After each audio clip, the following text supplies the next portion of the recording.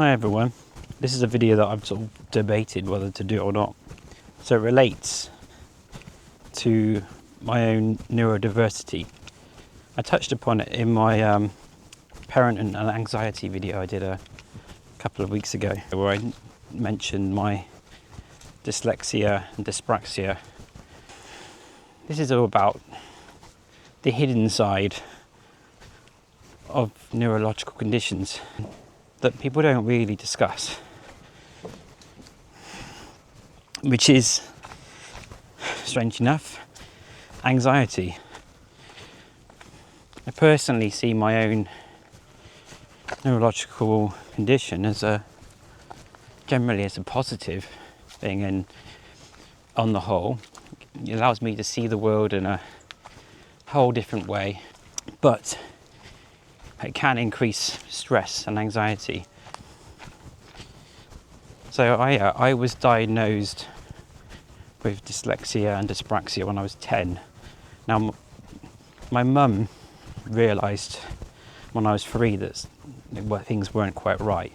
She tried to get help and support for myself when I was 3, but she was told she was an over anxious mother. She noticed that I was incredibly clumsy and that I had speech problems. I wasn't finishing sentences or finishing words. Generally very underdeveloped. And I see a lot of this in my eldest son, Benji. He's 9 now. And yeah, I was an incredibly sensitive child. Sensitive to light, emotionally quite sensitive, and it was, I suppose it was incredibly frustrating at times to have the condition, because I wanted to do so much more. So what is dyslexia in my terms anyway? I'm not going to go down the route of giving it some sort of definition, but for me the dyslexic element is that I have, I guess, a poor working memory. I struggle with spelling and grammar and that sort of thing, constructing sentences on a piece of paper. And I think when I was a teenager doing my GCSE, I think my reading age was like 8. My mum was told, and I was told when I was at primary school, that why are you putting so much pressure on your son? You see, he's unlikely going to come to anything. The best he probably will be is a dustbin man. There's no disrespect to people who collect rubbish. Well, my mum said to me, "Oh, you're going to listen to that? Happy to stop trying to get you support and help. But if you want me to continue to push, and I'll do that for you, and we will keep going." And being told that you're stupid, or essentially what they were trying to say, wouldn't come to much, kind of riled me on a bit, to be honest. Gave me this motivation even as a child at primary school age. It's the dyspraxia. Again, for me it relates to my hand-eye coordination, gross motor skills, fine motor skills, but also speech. So for example, for a long time I had speech therapy at primary school, and then right up to the age of 16 I was having physio and occupational therapy. For example, I couldn't throw a tennis ball any more than a couple of meters when I was like 13, or I had no upper body strength, no core strength, so I have very poor muscle tone. So keeping and maintaining muscle was always really tricky, and to be honest it still is now. I don't tend to look, even when I've been training for a year for something major like climbing a mountain, like I've talked about in a previous video, I never looked particularly toned or strong. I was fit, but didn't look it. But what they don't talk about is that when you have all these conditions where everything, all your senses are heightened, like, massively. So I found that anything around me, the noise, light, would trigger headaches. When I was a child, would trigger anxiety, and I'd feel upset. Or it wouldn't take me very much. I'm sorry, I'm walking up a steep hill at the moment. It wouldn't take much to sort of trigger me, and I never really knew that there was a direct correlation with my dyspraxia and dyslexia and my anxiety. I was just told, he's a very sensitive child. I think nowadays you'd say, oh no, he's obviously on the spectrum, autistic spectrum, however you want to call it. I was just told, that's just Matt, he's very sensitive. I had to wear sunglasses inside sometimes, light was too much. Sound, noise would get to me, not necessarily music, but just general kind of banging. Now, and even as a father, when I have 2 kids, and they're shouting and they're screaming and there's lots going on, lots of elements of movement and people running around, I find it really, really too much sometimes.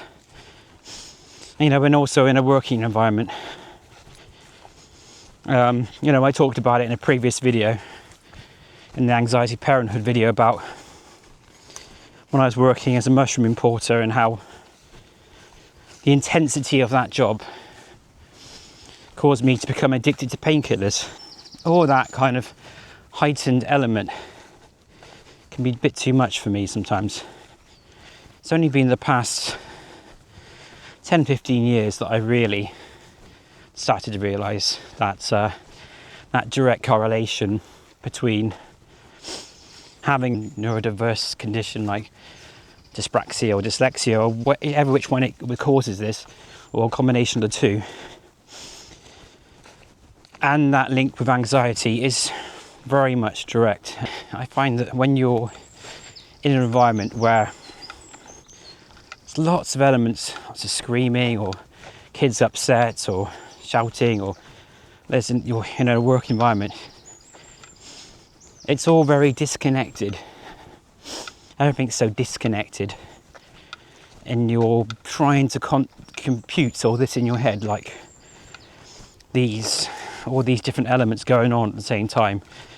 Whether there might be some noise, or there's some sort of even smells, and all that kind of contributing to the intensity. But when you're in nature and you're walking through woodlands, there is noise, there are birds, and there are bees, and the sound of the wind, there's the light. But all that is natural. It's all connected. It's not disconnected like when you're in an intense environment of being around inside, or sat at a computer when you're doing your work. It's all very unnatural. For me, going outside and being in nature, it means I feel like I'm connecting into something bigger.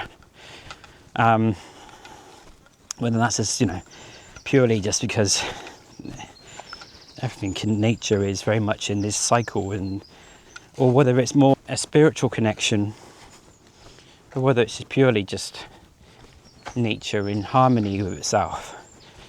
You then can sink into that, connect into that harmony. You don't have to make noise, you don't have to talk. You don't have to, when you're doing, say, for example, you're out walking, you can just think about walking, you can think about what's around you. If you're gardening, particularly, you're just doing something in the garden, whether that's cleaning out the hens, or at the moment I've been maintaining my tomato plants. That's my main job, or watering. You're just doing a job. You're not necessarily thinking about other things. Maybe you are, but at least you can think about it more on your own level. To me, that's the difference, really. And what I've found since I've started this channel is that it's made me sort of take it one step further, really. I'm slowing down intentionally, whether I'm just thinking about, what can I do, what can I talk about. I'm noticing things that perhaps I would never notice, like I did that short video on blackberry bramble flowers. You start to notice little things, you start to become more connected. And especially since I've started to sort of explore grounding more, it's always been an element of my life.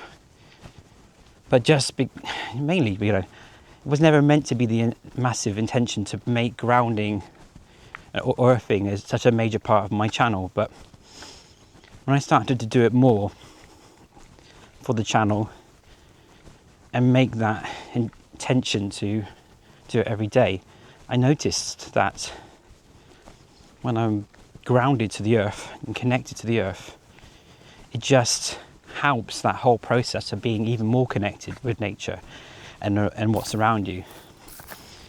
And it's been a revelation for me, which meant that I'm doing even more work around the grounding aspect of promoting that as an incredible way to help.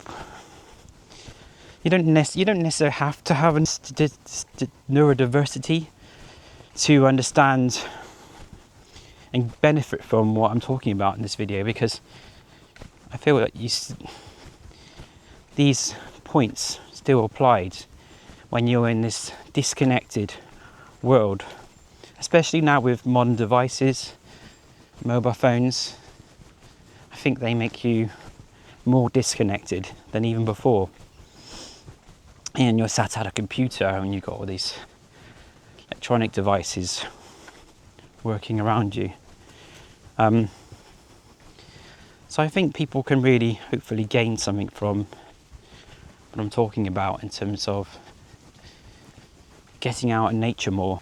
I mean, why do I see my dyslexia and my dyspraxia, which I see as the same thing really, as my superpower? Now, I think it allows me to look at the world and through a different lens, and that's why I don't really think we should be categorizing it as anything. I think everybody has their own lens. I think because everything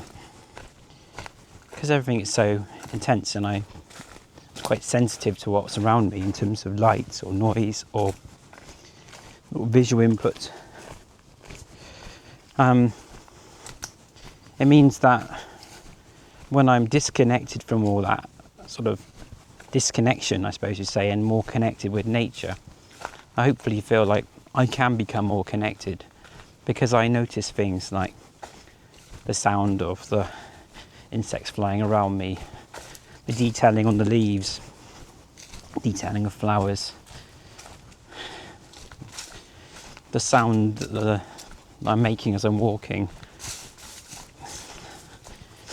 all those elements which I feel that sort of sensory grounding element of being out in nature. But I don't think you need to be neurodiverse to get that benefit of connecting with nature or connecting with the divine. To really get that benefit, I think we all just see the world through a different lens. It doesn't really matter how you see the world, but I think we're all meant to live with nature and not in our small little boxes, hooked to our Black Mirror devices in our hands. Don't get me wrong, those devices are incredibly useful. It allows me to connect with people. It allows me to work on concepts and ideas on my phone while I'm sat on the sofa. But it should have its place as a tool, and it shouldn't then become something that rules our lives. We're meant to be outside, we're meant to be connected to everything around us. Yeah, it's incredible. These trees, these massive oak trees. I'm sure the camera won't do it any justice.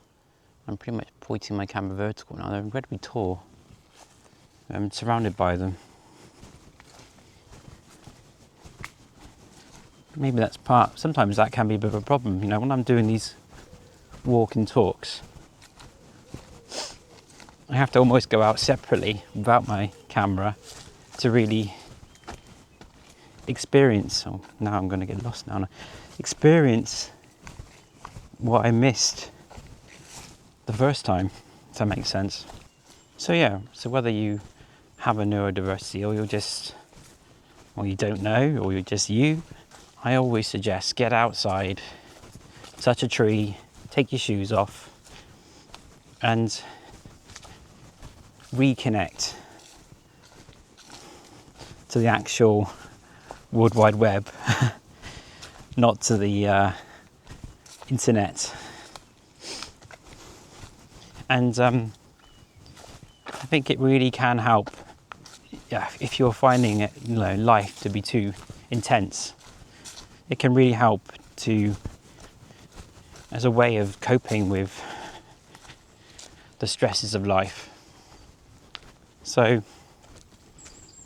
as always, let's get grounded.